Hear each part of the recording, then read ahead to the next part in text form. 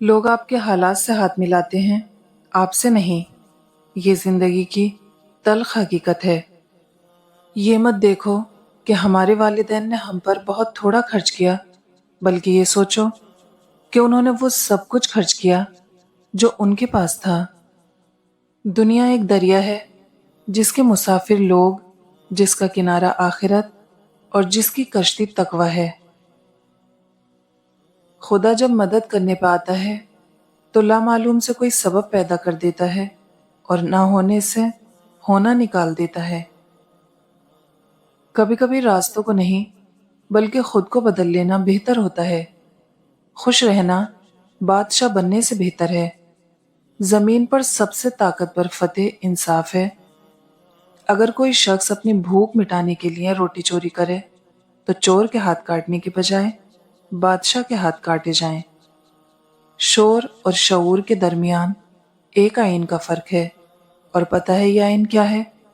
یہ آئین علم ہے۔ قرآن کہتا ہے لوگ سمجھتے ہیں بادشاہ کامیاب ہو گئے، دولت والے کامیاب ہو گئے، اعلیٰ عہدوں والے کامیاب ہو گئے، جبکہ قرآن کہتا ہے قد افلح المؤمنون، کامیاب ہو گئے ایمان والے۔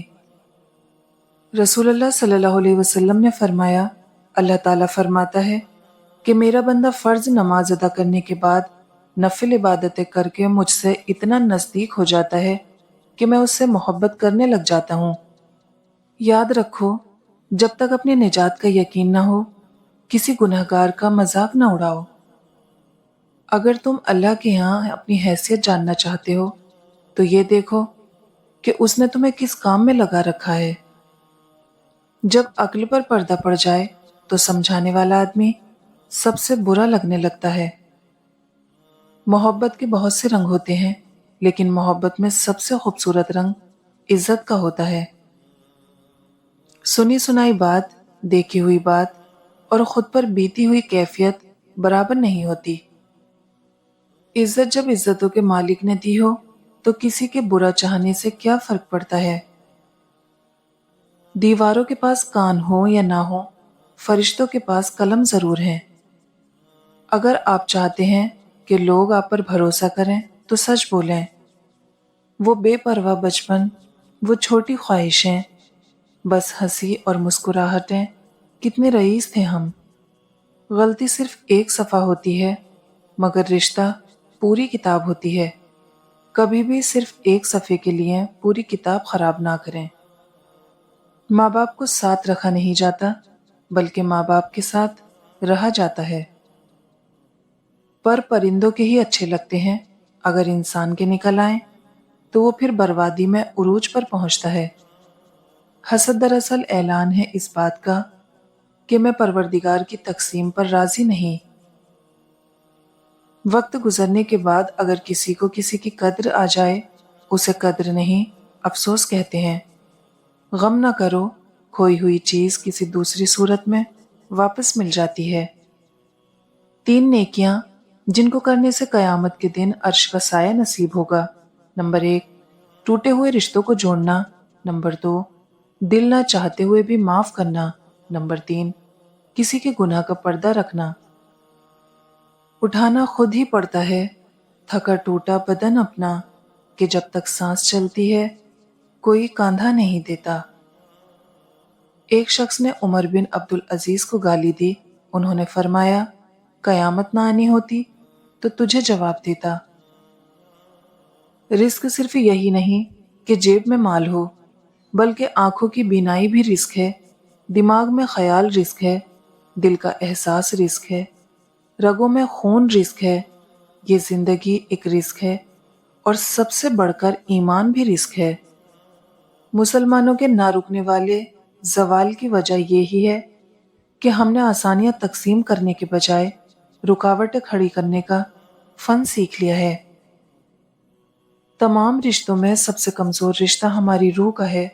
نہ جانے کب چھوٹ جائے، توبہ کرنے میں دیر مت کیجیے۔ استاد بادشاہ نہیں ہوتا، مگر اپنے طالبہ کو بادشاہ بنا دیتا ہے۔ رشتوں کو بچانے کے لیے خود ایک قدم پیچھے ہٹ جانا بزدلی نہیں، انسانیت ہے۔ بہترین ہمسفر کی سب سے بڑی خاصیت یہ ہے کہ وہ آپ سے اختلاف اور ناراضگی کے باوجود بھی آپ کا خیال رکھنا اور فکر کرنا نہیں چھوڑتا۔ ہم لوگ بھی عجیب ہیں، مرے ہوئے انسان کو کاندھا دینا تو ثواب سمجھتے ہیں، مگر کسی زندہ کو سہارا دینے سے کتراتے ہیں۔ وقت بہت بڑے اور گہرے زخم دیتا ہے، اس لیے گھڑی میں پھول نہیں، سوئیاں ہوتی ہیں۔ یہ لازم نہیں کہ ہم ایک دوسرے کو خوش کرنے کی کوشش کریں، یہی کافی ہے کہ ایک دوسرے کو تکلیف نہ پہنچائیں۔ راستہ ایک ہی تھا، فرعون ڈوب گیا، موسیٰ علیہ السلام گزر گئے۔ یقین اللہ پر رکھو، راستے پر نہیں۔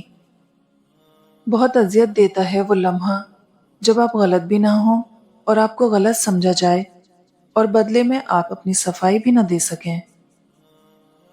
ہر وہ چیز جس سے آپ کا دل مطمئن نہ ہو اس پر کبھی بھروسہ نہ کرو، کیونکہ دل آنکھ سے بہتر دیکھتا ہے۔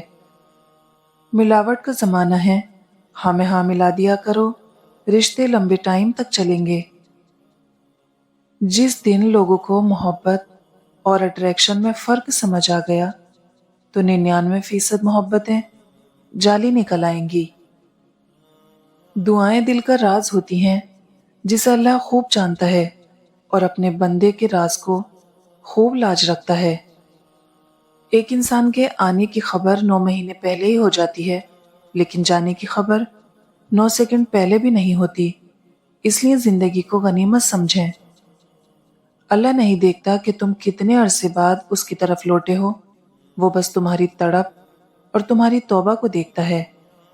اے میرے رب، تیری نعمتوں کا جتنا شکر ادا کروں کم ہے۔ رات کی خاموشی کے آنسو کسی ضدی بچے کی طرح ہوتے ہیں جنہیں صرف اللہ جانتا ہے، یا وہ آنسو بہانے والا بے بس شخص۔ ایک ترکش کہاوت ہے، اگر آپ نے ایک خراب سیب کا ذائقہ نہیں چکھا تو آپ اچھے سیب کی حوصلہ افزائی نہیں کر سکتے۔ برا وقت کاٹنے کے بعد ہی اچھے وقت سے لطف اندوز ہوا جا سکتا ہے۔ بارش ہوتی ہے تو دونوں بھیگتے ہیں، میں رستے میں، میری ماں دروازے پر۔ الہاکم التکاثر حتی زرتم المقابر، کثرت مال کی ہوس میں تم اتنے غرق ہو گئے یہاں تک کہ تمہاری ٹانگیں قبروں میں جا پہنچی۔ وہ اپنی بات منوانے میں کتنا بے نیاز ہے۔ آدھی زندگی گزار دی ہے ہم نے پڑھتے پڑھتے، اور سیکھا تو ایک دوسرے کو نیچا دکھانا۔ وقت بدل جانے پر لوگ کیسا برتاؤ کرتے ہیں یہ سمجھنے کے لیے یہ ایک بہترین مثال ہے۔ حلال کمائی انسان کھاتا ہے اور حرام کمائی انسان کو کھا جاتی ہے۔ سب سے بڑی قبر انسان کا دل ہے، جس میں آئے دن کوئی نہ کوئی احساس اور انسان دفن ہوتا رہتا ہے۔ سچائی یہی ہے کہ آج کے بچے اسی کھائی میں ڈوبتے جا رہے ہیں۔ نیند اور جہالت جتنی گہری ہوگی، جگانے والے پر اتنا ہی غصہ آئے گا۔ ہم ایسے معاشرے میں رہتے ہیں جہاں ڈرامہ دیکھ کر لوگ روتے ہیں اور حقیقت دیکھ کر کہتے ہیں سب ڈرامہ ہے۔ کاش تجھے چلانے والا حضرت عمر جیسا ہوتا۔ انسان بھی کتنا عجیب ہے، دعا کے وقت سمجھتا ہے اللہ بہت قریب ہے اور گناہ کے وقت سمجھتا ہے اللہ دور ہے۔ بدقسمتی یہ بھی ہے کہ جس امت کے چہرے نہ بگڑنے کی دعا نبی اکرم صلی اللہ علیہ وسلم نے اللہ تعالیٰ سے کی، وہ آج اسنیپ چیٹ اور اسی جیسی بہت ساری ایپس پہ اپنے جانوروں جیسے چہرے بنا لیتے ہیں۔